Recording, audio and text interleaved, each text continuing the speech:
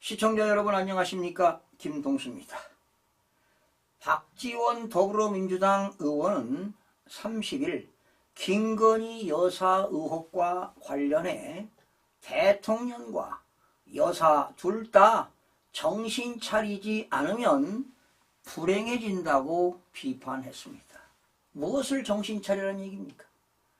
박 의원은 이날 YTN 라디오에 출연해 김건희 여사 백담사에 가서 2, 3년 있다 왔으면 좋겠다 했더니 불교계에서 사찰이 쓰레기 하치장이냐며 항의가 들어왔다고 이것이 민심이라고 강조했습니다.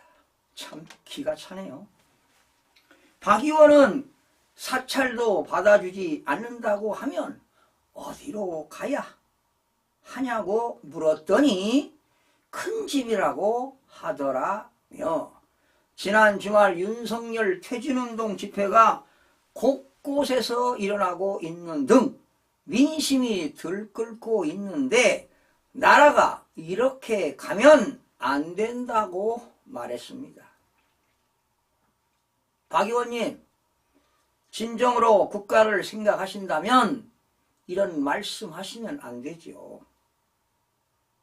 남은 인생을 국익을 위해서 헌신적으로 일해주시기를 부탁드립니다. 이어 당연히 권력을 잡기 전이든 잡았을 때든 범죄가 있으면 처벌되어야 한다며 그렇기 때문에 김건희 여사가 문제라고 주장을 했습니다. 뭐 이건 틀린 얘기는 아니죠. 지 고아를 막론하고 법을 위반했으면 처벌을 받는 게 당연한 것 아니겠습니까? 아울러 김건희 여사가 사과한다고 해서 지금은 끝나지 않는다며 반드시 특검을 받아 그 결과를 발표해야 한다고 목소리를 높였습니다. 여러분, 지금 민주당 의원들은 사법부까지 압박하려는 사법방해 탄핵, 이재명 방탄 탄핵, 대통령 탄핵 등 헌법상 평등의 원칙과 상권 분립 원칙의 정면으로 거스리는 위헌적 행태를 보이고 있어 매우 유감스럽습니다. 우리나라는 상권 분립이 보장된 나라입니다. 국회의원들은 입법부에서 법을 제정하면 되는 거 아니에요? 그러면 입법부가 제정한 법을 행정부가 집행할 거 아닙니까? 그러면 행정부가 집행을 제대로 했느냐 못했느냐 판단은 사법부가 하는 겁니다. 이것이 상권 분립입니다. 그리고 여기에 언론까지 합치면 사부가 되는 거예요. 언론은 감시 감독을 철저하게 해야 되겠죠. 잘못된 거 지적하고 비판하고 하는 게 언론 아니겠습니까? 그런데 언론도 썩었지요. 그 썩은 이유가 무엇 때문에 썩었다고 여러분 보십니까? 한번 들어보시기 바랍니다. 대한민국 법치를 허무는 정당은 국민으로부터 심판을 받아야 할 것입니다. 박 의원은요, 국민의힘 의원 내부에서도 김건희 여사가 이대로 있어서는 안 된다는 이야기가 나온다며 국민의 60%, 70%가 요구하는 만큼 법사위가 국정감사 증인이라도 나와서 밝혀야 한다고 했습니다. 박 의원님, 너무나 선전선동하시면 안 된다고 봅니다. 사람이 말이죠. 오만하면 오히려 낮아집니다. 마음이 겸손하면 영예를 얻을 수 있다는 것 알고 계시죠? 그는 만약 법사위 증인으로 나오지 않을 경우 행정명령도 발부할 것이고 전달이 안 되면 고발할 것이라면서 물론 윤석열 검찰은 조사하지 않을 것이라고 냉소적인 반응도 보였습니다. 사실은 저는 박지원 의원님이 연세가 좀 있고 그래서 대한민국 원로 아닙니까? 그래서 사실은 지난 21대 그 출마할 때도 저는 출마를 하지 않기를 개인적으로 바랬습니다. 그런데 이제 출마해서 22대 국회에 들어오셨는데 법사위원으로 지금 계시죠. 좀 어른 노릇했으면 좋겠습니다. 참 안타깝네요. 여러분, 지금 대한민국은 말이죠. 국민들이 모르는 사이에 대한민국이 허물어지고 있습니다. 기울어진 운동장이 되고 있습니다. 여러분 생각해 보세요. 지난 1950년 6.25 그리고 5.16 군사혁명 등 못지않게 지금 대한민국은 절체절명의 위기 상황에 처해 있습니다. 바로 체제 전쟁 중입니다. 공산사회주의 체제로 적화 통일하려는 세력과 자유민주주의의 대한민국을 수호하려는 세력 간의 치열한 사상전쟁, 체제전쟁이 지금 전개되고 있습니다. 대한민국 국민들이 지금 반토막이 났습니다.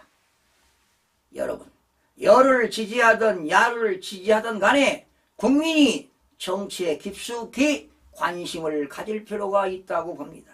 정확하게 국민들이 판단해야 됩니다. 또한 이 국민들이 정치인들의 행태를 깊게 자세하게 살펴보면 그들의 사상을 알 수가 있을 것입니다. 문재인 정권을 주도했던 청와대 주요 인사들은 대부분 전대협 출신 종북 주사파들이었습니다. 이들은 1980년대 후반 대학가에서 자생적으로 일어난 김일성주의자들이었습니다. 이들의 발언이나 정책을 보게 되면 자유민주주의 체제를 파괴하고 공산사회주의 체제를 자행했음을 알 수가 있습니다. 2017년도 추미애 더불어민주당 대표는 중국 공산당식 토지국유제를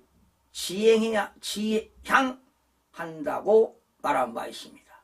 또한 이인영 더불어민주당 원내대표는 2020년 4월 총선을 앞둔 1월 총선이 끝나면 사회주의 체제로 변혁하겠다는 발언을 한 바 있습니다. 같은 연도 1월 강기정 정무수석은 주택을 매매하는 허가제를 발언해서 파문을 일기도 했습니다. 여러분, 특히 2030 청년들이 체제 수호에 적극 나서야 할 것입니다. 지금 2030 세대들이 이 대한민국을 이끌어갈 세대들입니다. 그러나 가면 갈수록 고령화 사회가 되고 생산 가능 인구가 줄어들게 되면은 앞으로 48년 뒤에는요, 대한민국 인구가 지금 현재 5,200만 명인데 1,600만 명이 줄어들어 3,600만 명으로 줄어든다고 합니다. 그렇다면 생산 인구는 줄고 노령층은 고공행진할 겁니다. 그렇다면 젊은이들이 노인네들을 봉양해야 할 것입니다. 소득세를 많이 내야 되고 연금 부담도 많이 해야 되고 건강보험료 부담도 많이 해야 될 것입니다. 그래서 윤석열 정부가 이런 연금개혁, 노동개혁, 교육개혁, 의료개혁을 하자고 부르짖고 있지 않습니까, 여러분? 특히 586 주사파보다 더 위험한 이른바 간첩 종북 세력들이 등장하고 있습니다. 어르신 세대만으로는 대한민국을 막을 수가 없습니다. 미래의 주역인 2030 세대가 체제 전쟁에 적극적으로 나서야 할 이유입니다. 특히나 40, 50 세대의 직장인들도 체제 수호에 적극적으로 나서야 할 때입니다. 자유민주주의 체제가 지켜져야만이 자신들의 직장과 가족을 지킬 수 있습니다. 넥타이 부대가 등장할 때가 왔습니다. 시청해주신 여러분 고맙습니다.